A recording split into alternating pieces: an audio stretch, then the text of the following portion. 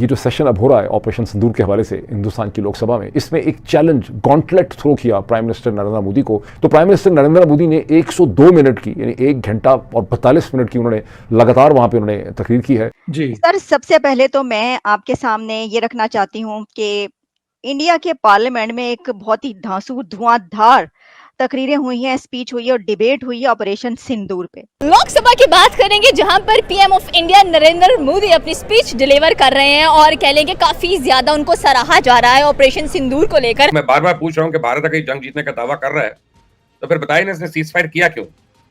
तो सदर ट्रंप के दावों पे मोदी जो है भीगी बिल्ली क्यों बना हुआ है? पलट का जवाब क्यों नहीं देता? हमारी मिसाइलें पाकिस्तान के हर कोने में प्रचंड प्रहार किया जिसकी पाकिस्तान ने कभी कल्पना नहीं की थी। तब जाकर के पाकिस्तान ने फोन करके गुहार लगाई, बस करो।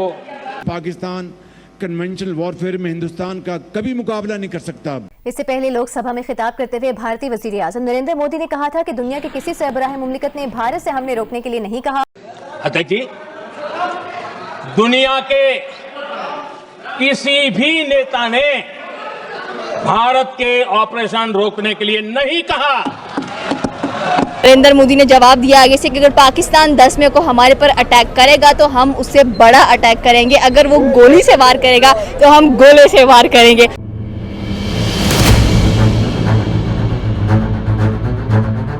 नमस्कार दोस्तों, इंडिया स्पेशल में आपका स्वागत है। दोस्तों, भारत के प्रधानमंत्री नरेंद्र मोदी जी ने मंगलवार को लोकसभा में ऑपरेशन सिंदूर पर बहस में हिस्सा लिया, जिसमें उन्होंने 1 घंटा 40 मिनट स्पीच दी और उन्होंने इस स्पीच में कहा कि 22 अप्रैल 2025 को कश्मीर के पहलगाम में एक भयावह आतंकी हमला हुआ जिसमें 26 निर्दोष नागरिकों की जान गई और उन्होंने कहा कि यह हमला हर भारतवासी के दिल को चीर देने वाला था। अब भारत चुप नहीं रहेगा। इसके जवाब में हमने ऑपरेशन सिंदूर की योजना बनाई और सेना को खुली छूट दी।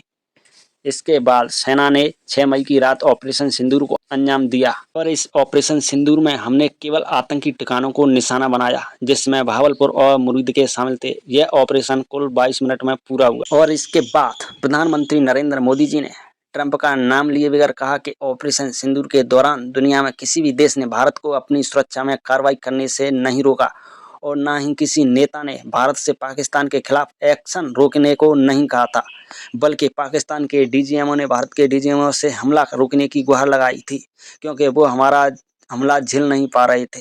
और आपने टीवी में भी देखा है वहां से क्या बयान आते थे। पाकिस्तान के लोग, अरे मैं तो स्विमिंग पूल में नहा रहा था, कोई कह रहा था मैं तो दफ्तर जाने की तैयारी कर रहा था। हम कुछ सोचे पहले तो भारत ने तो हमला कर दिया। ये पाकिस्तान के लोगों के बयान है और देश ने देखे हैं। फोन करके डीजीएमओ के सामने फोन करके गुहार लगाई, बस करो, बहुत मारा। दुनिया के किसी भी नेता ने भारत के ऑपरेशन रोकने के लिए नहीं कहा।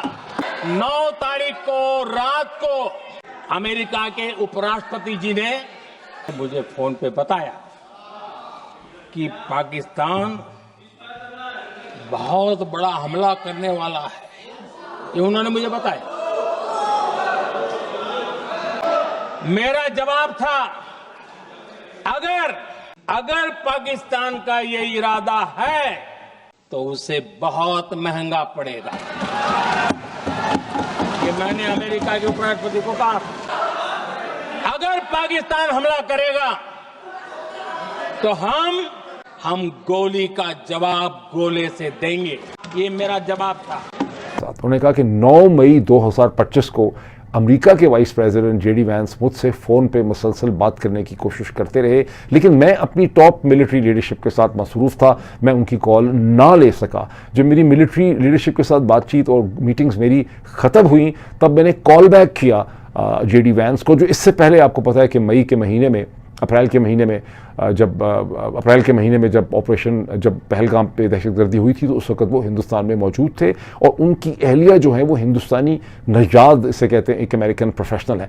तो बहरहाल उन्होंने कहा कि मैंने फाइनली जब उनको कॉल बैक किया, ऐसा कहा है तो पता नहीं किसने जेडी वैंस को कन्विंस किया है कि पाकिस्तान इतना बड़ा कोई हमला हिंदुस्तान के ऊपर कर सकता था। आप अपना फैसला खुद कर लें, सारे के सारे 2+2 के कर सकता था कि नहीं कर सकता था। ये शरीफ जरदारी आसिम रजीम में इतनी हिम्मत होनी थी कि इन्होंने हिंदुस्तान के ऊपर को बहुत बड़ा हमला करना था। बहरहाल according to Narendra Modi on the floor of the Lok Sabha, JD Vance ने उनको ये चीज़ कही और उन्होंने कहा कि मैंने ये कहा जेडी वैंस को कि अगर पाकिस्तान ने ऐसा किया तो हम पाकिस्तान को सबक सिखा देंगे।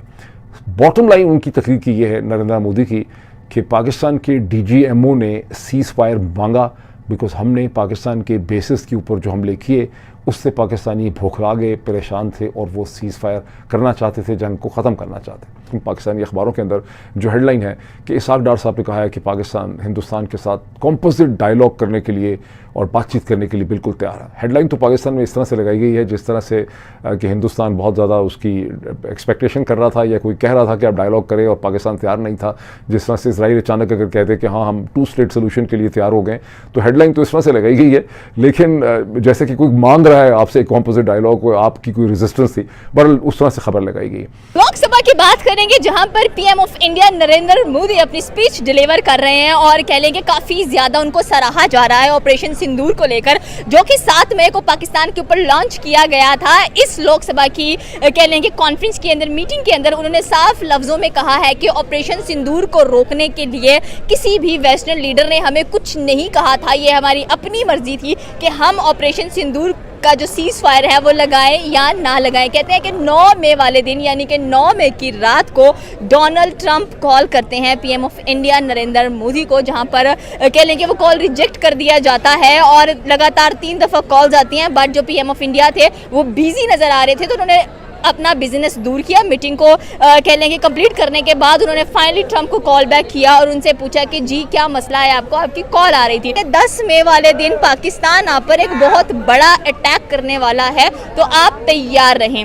नरेंद्र मोदी ने जवाब दिया आगे से कि अगर पाकिस्तान 10 मई को हमारे पर अटैक करेगा तो हम उससे बड़ा अटैक करेंगे, अगर वो गोली से वार करेगा तो हम गोले से वार करेंगे। It's really a big statement from the PM of India Narendra Modi. हमारे साथ पाकिस्तानी अवाम मौजूद है, इनसे पूछेंगे कि ऑपरेशन सिंदूर जो कि लॉन्च किया गया था पाकिस्तान के ऊपर, एंड अब ट्रंप को होश आ जाना चाहिए कि ट्रंप जो बार बार कह रहे हैं कि मैंने सीज फायर करा दिया, मैंने सीज फायर करा दिया, तो मेरे ख्याल में एक अच्छी खासी शटअप कॉल दी है पीएम इंडिया ने। मैं लाहौर का रहने वाला हूँ और मेरा भाटा चौक पे मेरा घर है, ठीक है, और यकीन करें मेरे घर से आगे तकरीबन 15 किलोमीटर के पास, ठीक है, और मेरे घर की बैक साइड पे और वो आ जाता है क्या है ड्रोन नहीं फेज 6 है, फेज 6 में ड्रोन गिरा था आके, ठीक है, फिर आके गिरा था वाल्टन पे, ठीक है, वाल्टन के बाद फिर आके गिरा था गाजी रोड पे, ठीक है। इन 3 जगहों पे आके गिरा है। वो किस वजह से गिरे हैं भाई, पहले तो इसका जवाब दो। वो सेल्फ फायर बंद करने के लिए मतलब तुमने फेंके थे, अगर तुमने लड़ना था तो भाई खुल के आके लड़ता। हमने तो किसी तरीके से नहीं कहा था भाई, तो अभी बोले इसलिए कि हम खुल के लड़े हैं।